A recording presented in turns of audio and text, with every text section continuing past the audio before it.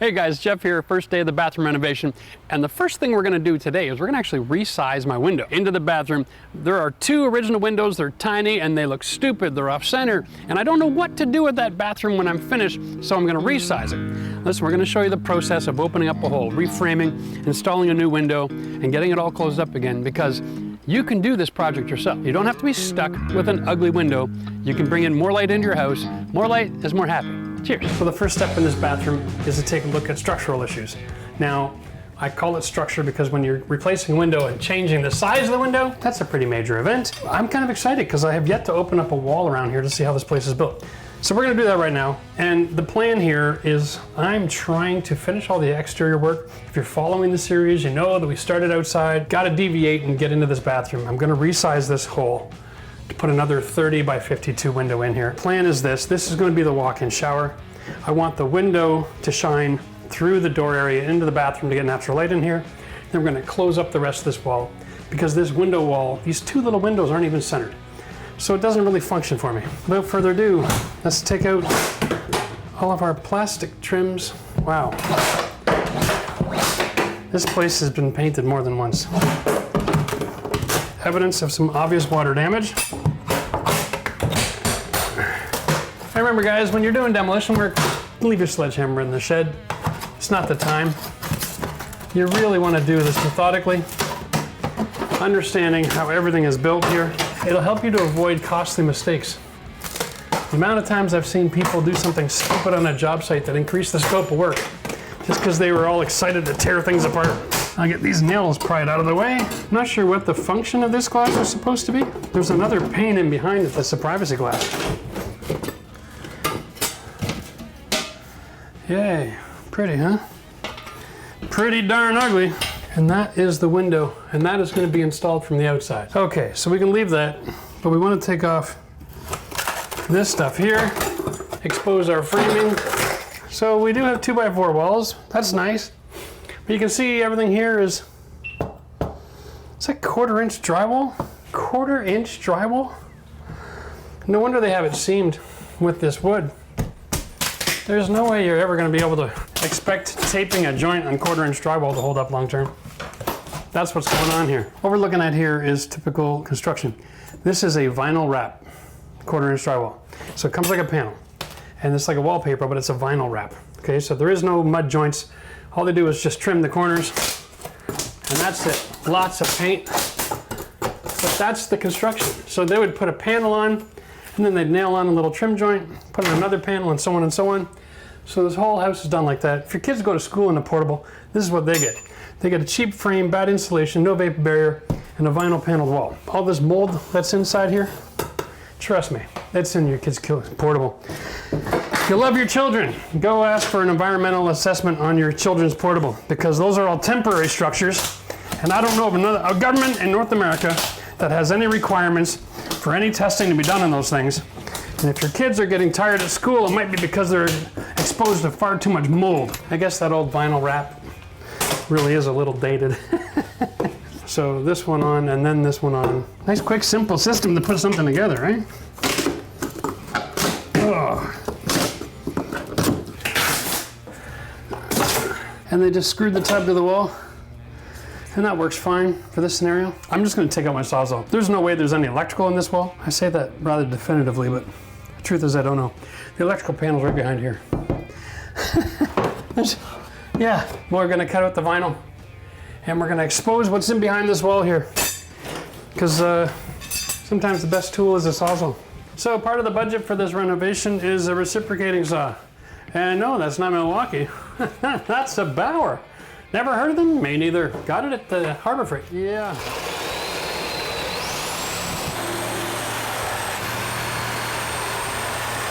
See how they build modular homes back in the 70s. John's Manville. So this is the fiberglass we love to hate. That is a really aggressive fiber version of fiberglass. Whenever you see yellow. This job today is twofold. One, it's raining tonight, so no pressure. So I need a hole that's 30.5, and that would be around here. So we're just going to open up all the way to here to expose the framing, and we'll cut up here like this, the height of my window is 53.5. That's more than plenty.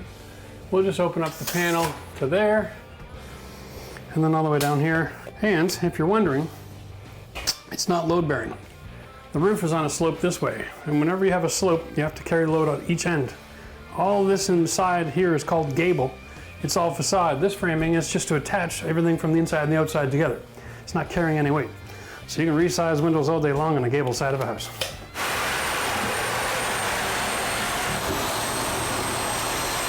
Jiggle and shake.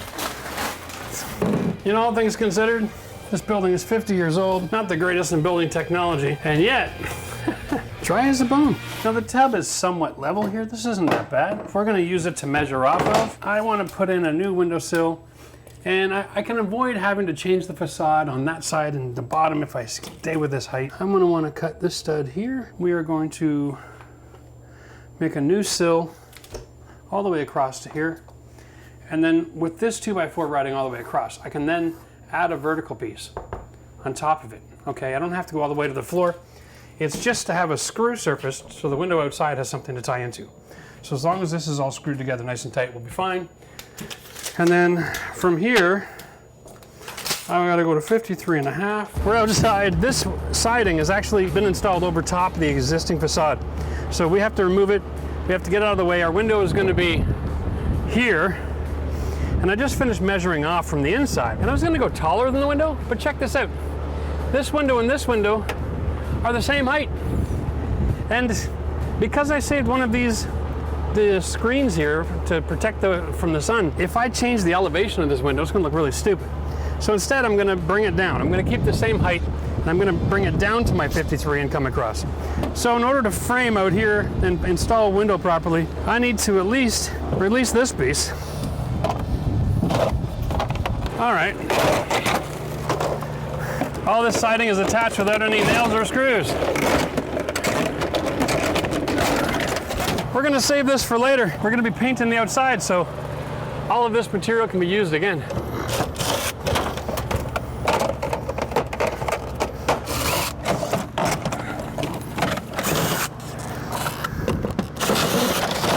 There we go.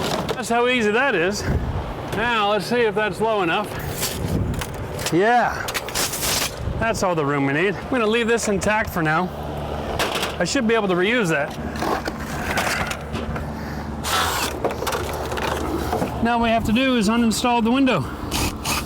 Down here on mobile homes, windows are installed with an exterior flange. And we did a video on how to take this out and replace it.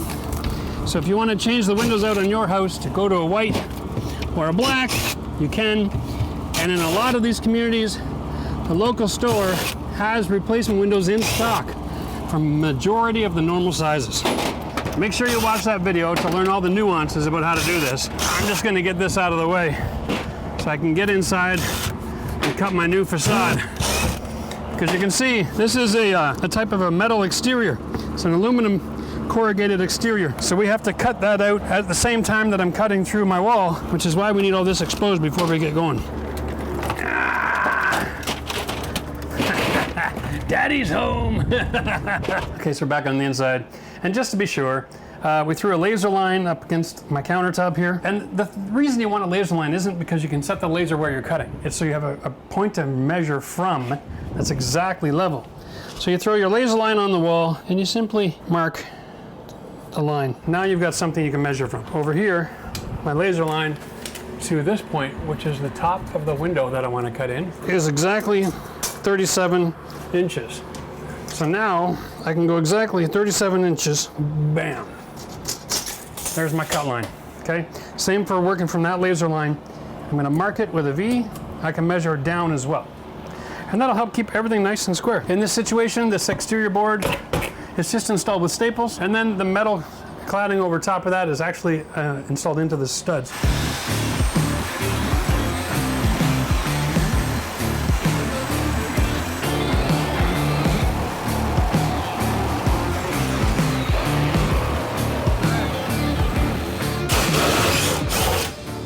That's a whole lot of screw. And there's that lovely wallpaper. Nice, so nice.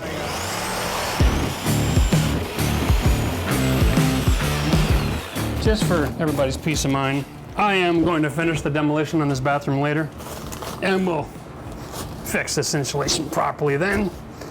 For now, I just want it out of my way, and I don't like working with it. There we go. That'll do just fine. Measure off the rest of my cut. My measurement is 16 1/4 from my laser line, which is here. Considering the condition of this wood with all these staples and nails, this is the superior way to do this. It's your ears, this might be a little loud.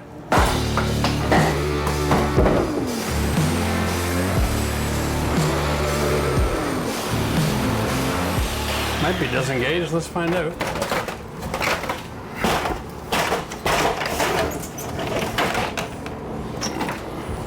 In this environment, it is really difficult to cut the interior, the extra 1.5 inches you want, put one solid piece of wood across. And since it's not really carrying any weight, what I've chosen to do is to cut it the dimension that I want. I'm gonna block all this, 1, 2, 3 pieces, and then put one big vertical in. All right, I need a 9.5 piece, and I need 13 5/8. I'm gonna get all my measurements to 11.5. I'm gonna go and cut all my wood and then come and install it. So I cut all my wood at once, and they're actually right on the measurement. And then I just correspond and then stick it in. Nice, it feels so good when you keep it simple. Now I'm not even looking for perfect here, guys. I just don't want anything lower than the original so that it looks good from the outside. The reason I'm tightening all this together is because I need a screw surface for the window from the outside. You saw when I took it off, the replacement window is built the same way. It's going to have a whole lot of screws around the perimeter, so I got to have somewhere for those screws to land.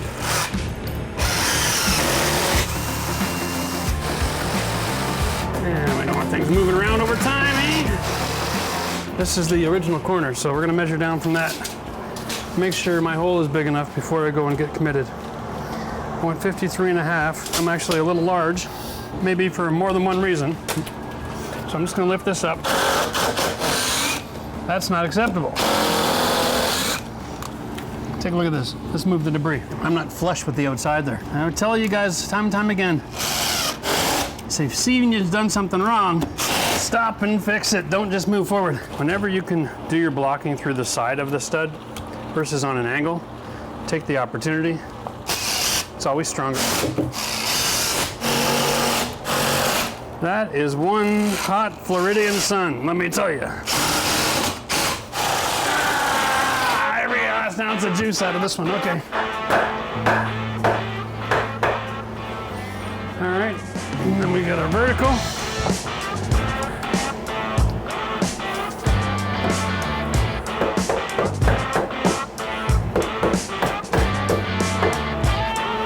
There we go. And we'll screw all this together.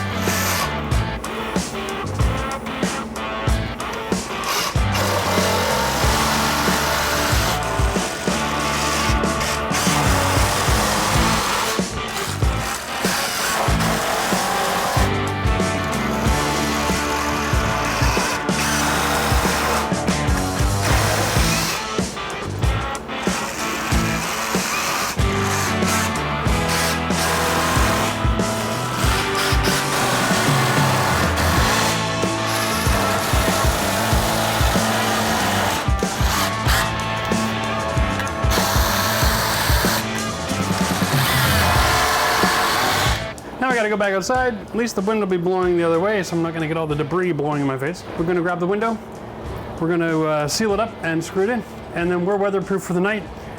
I'm happy, and then we can take care of closing up the rest of that siding with the rest of the front of the house where we did the other windows and get that house prepped for our how to paint your vinyl siding video. Beautiful. Step 1 complete.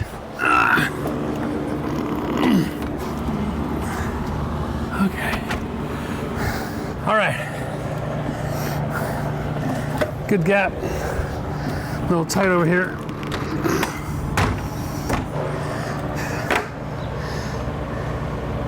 Sweet. Well, there we go. If we do this right, you're screwing through the nailing flange right into the 2x4 framing. All right.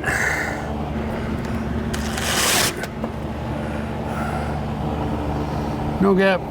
Gap. Bunny hopped it over too much. That's better. Try again, right? There we go. Nice. All right, just gonna stick the rest of my screws in, one in every single hole, and that will compress my gasket. For more information on how you can install windows in your mobile home, check the video description. We've got that video there. Trust me, it'll save your bacon. And this is special colored glass to protect you from UV. $200 in stock, you can't beat that, baby. Now that we got our window installed, phase 2 is to remove this one, close this hole up, and then reinstate all the siding. So what we're gonna do is we're going to maintain any of these joints that are useful because it has already established our height. We'll just remove everything here that isn't useful. That comes all the way up to here. This one stays. But in order for me to remove this properly, I'm gonna disengage this piece of siding to get access to the screws that are mounting this piece here. And then we can work down, which is normal, instead of fighting all the way up. So the way this works, we got to get this thing up here underneath that joint.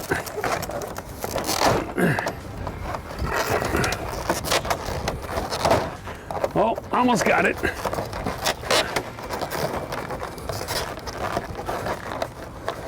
There we go. There we go. So the siding is on a J and it's connected to the other piece.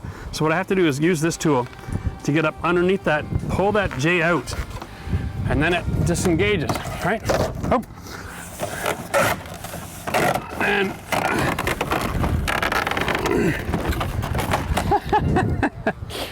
Matt, can you grab that damn tool for me? If I get up and down off this ladder 100 times today, I'm gonna be done. Once you got it disengaged, you can just slide the tool in and it'll just unlock everything for you. Should anyway. Oh, come on, honey. Why is that not working? Phew. Anyway, no, I got to do it from here. That's why I'm starting at the top.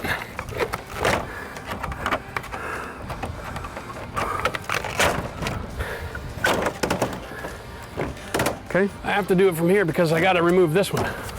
That's just floating there, eh? Wow. That was ridiculous.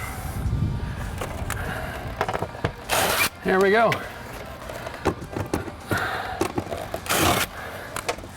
There's not too much holding this one up, is there?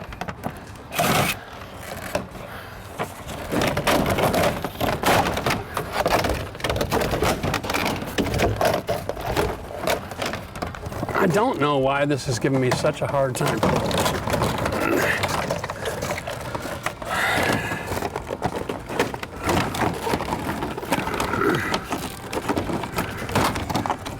Somebody put silicone in here or something?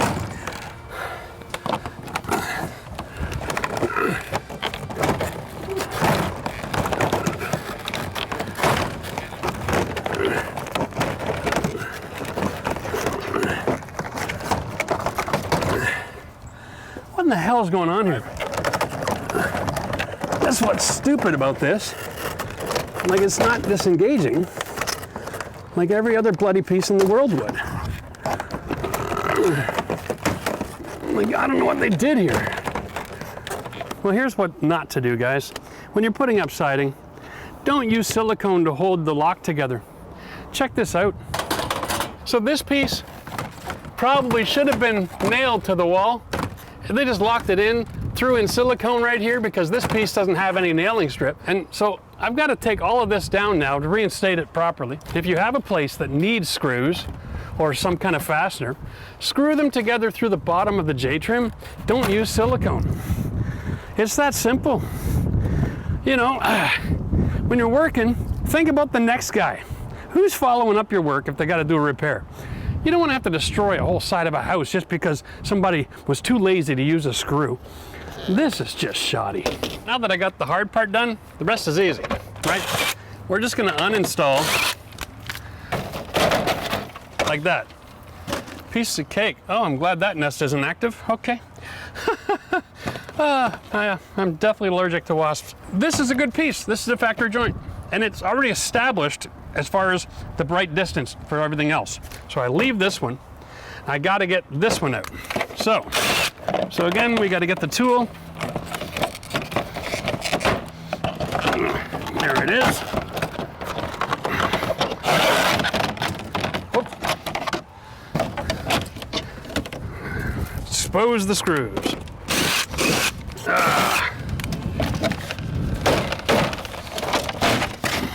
Oh ho ho! That's another old nest. I really don't want to find a live one, huh? You'd think we'd see a bug or two around here if there was a current problem. But wow, that's that's intriguing. All right, one more quick thought here while we're reinstating. Because I'm going to have a space here with no guideline. I don't have something like this to identify. I'm going to put a marker line on this. Okay? So when I get to this piece, I know where I'm finishing. I'm going to take this off. I'm going to put a marker here where this one goes. Just want to help make sure that we stay on track so we can finish up the same place that we started.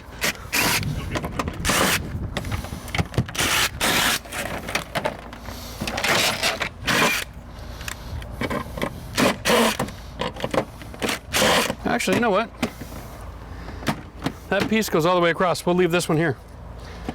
That's the factory edge. I'm going to leave that one instated. I still don't know what the heck this blue stuff is supposed to do for us. I just find this fascinating. So this is strange. This house has got polystyrene, yeah, 1/4 inch panel, and it's got an R value of 1. What good is your R value if you only put it in some of the places? Like if you're going to use something, bloody well do it right and cover the whole wall. Otherwise, this is just garbage.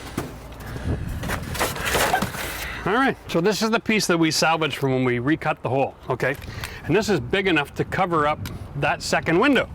So, this is all part of thinking from the end, from the beginning. If we weren't careful enough to think through a process, this would have gone in the garbage. And then I would have been at the hardware store this morning, buying a sheet of this metal, buying more of this insulation board, because that reflective barrier on this foil is actually really important. That is actually building science. And what it does is it takes the sun's radiation and it bounces it right back away from the building. So it's an integral part of the cooling system in the house. All right, here we go. Hopefully that'll be big enough. I didn't realize that was on a joint. All right, let's measure this off and see. Ho, ho, ho, just barely, eh? So because we're dealing with a siding and the siding gets hung on a wall, not attached to it, there's a lot of variability and variance there. I mean, I can make a hump in the wall, I can layer that up a couple times, and the siding can go right past it, and it'll be completely unnoticeable. So what I'm going to do, I'm going to take this piece here that's wider than the window, get in behind that metal, corrugated metal here. I'm going to stick all this in behind it to cover up the gap, to get that reflective capacity. Then I'll put the metal over top of it. That'll start to act as my rain barrier. And the secret here is going to be to get the top of that sealed off so that if any rain gets pushed in behind the siding, it can't work its way into the house. And for that, we're going to use the same putty gasket that they use on the windows, but we'll use it on that metal instead. All right, here we go. We'll slide this in behind. Okay.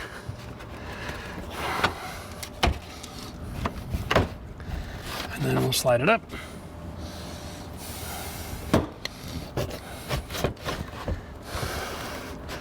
Well, that's just working out so well, isn't it? Really need 3 hands for this. There we go. That's locked in place. We'll get one more on it so it doesn't move around. Okay, now we're ready for the metal. There's the top. Now, see if we can get this to line up nice. There we go. Now you see this? We got a flashing almost here in the way of that insulation board. That's going to work. The secret for us now is to know where the framing is. So we're attaching right to the frame. So I'm just going to mark the metal here where I know my framing is. Okay, and we'll mark it down here.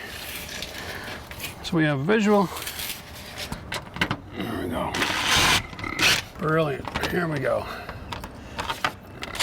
Now we got a gasket on this thing all across the top. The last thing we're going to do is take some of our flashing tape and we'll seal the edges. Little extra care to make sure we got a gasket seal across the top. It'll help make sure the water never finds its way in behind that.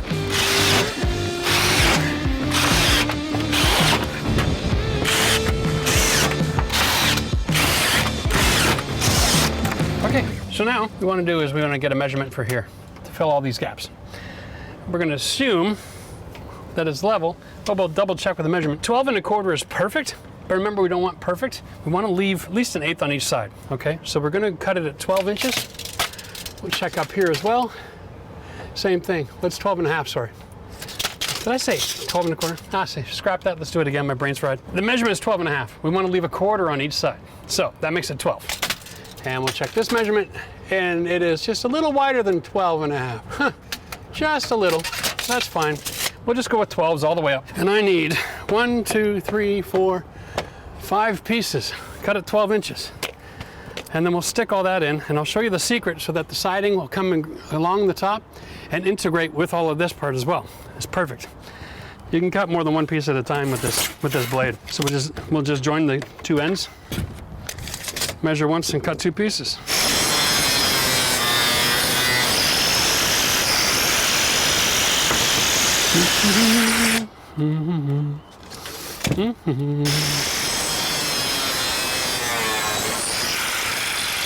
That's 4.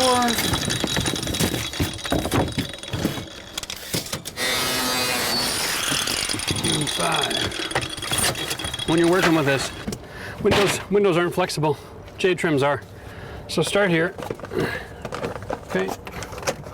And then instead of trying to bend the siding, bend the J-trim, you'll find it a lot easier to move around.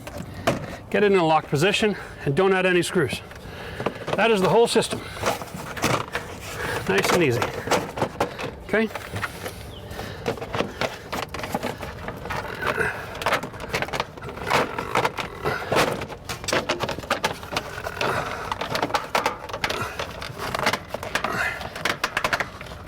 Oh, there's something in the way here. Oh, there we are. 1 second. This wing nut is making an issue. So we're going to come up here where that's just a little bit easier. We'll slide it down. We'll over-engage it. Make sure it's all locked. There we go. All right, now that that's all locked together, I have a maximum height of all the way up there and a minimum where this kind of pretty much engaged just barely over here. So when I bring the siding across, I've got room to go up or down to make the lock, knowing that these trims are going to keep these pieces installed no matter what happens. Brilliant. I kind of liking the yellow-white stripe. Maybe I'll do the next house in yellow-white stripe on purpose. So I'm going to show you a great trick. This siding comes in 12-foot lengths, and in difficult situations like this, working alone, it can be really tricky to put a 12-footer on, work up and around the window into the other trim. So what I'm going to do is I'm going to prep this siding here, and I got a joint there, so I'm going to put a joint about here. I'm going to cut, whoop, let me measure the other way because I want to keep the factory edge. Here we go, about here. All right. What I'm going to do is I'm going to cut this straight, and I'm going to prep up the top and the bottom. It works just like a factory cut, and that way we can get another joint in it. This is a great trick, not just to make life easier, but also if you have 2 pieces of leftover siding when you're patching together and they don't fit the hole, you can create factory cuts. No one's really going to be able to look at a house and go, wait a minute, that isn't a full piece. Anything over 7 or 8 feet looks pretty darn full piece to me. Now, you want to be pretty exact, so use a square to get a nice straight line. And that's where this blade comes in handy because it makes a nice clean cut. Now the next thing we want to do is take a look at the differences between the cut end and a factory end. First off, the factory end has the rib cut back, but 1 3/4 of an inch, okay? So we're going to take a look at this, and we're going to see that if I cut the top of this piece right on this line, boom, at the other end, and then I cut this way, I can get rid of the extra rib. Okay, so let's do that. 1 3/4, stay here.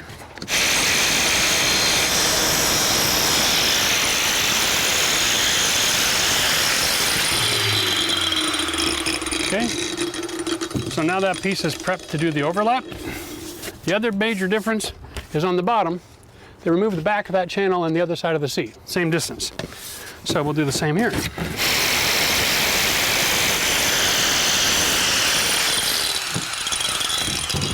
There we go. I got my delivery. Now I've got a piece of factory edge.